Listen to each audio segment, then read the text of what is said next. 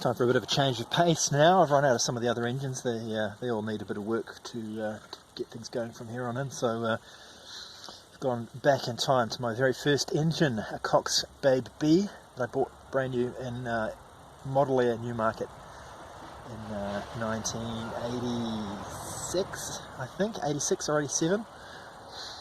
It flew rather a number of control line models, including some that were actually just uncontrolled on a line models, Shoestring and Vampire and ME 109 and all kinds of things I designed myself. And eventually, when it came time to go to the Nationals, I built a Hummingbird, this Hummingbird, which is just the fuselage at the moment. The wing's being rebuilt, and flew it at a few Nationals.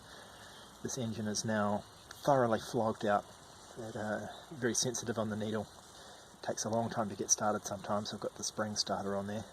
Must have its 25 nitro and 25 plus oil. But it does still work. It likes its 5-inch props, although the Hummingbird would prefer a 6-inch prop.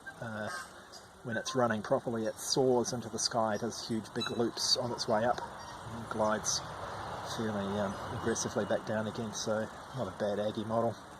30 years old this year, so I'm going to give it at least another go before I do any part swapping or retirement, but it's an old favourite, so it's not going anywhere.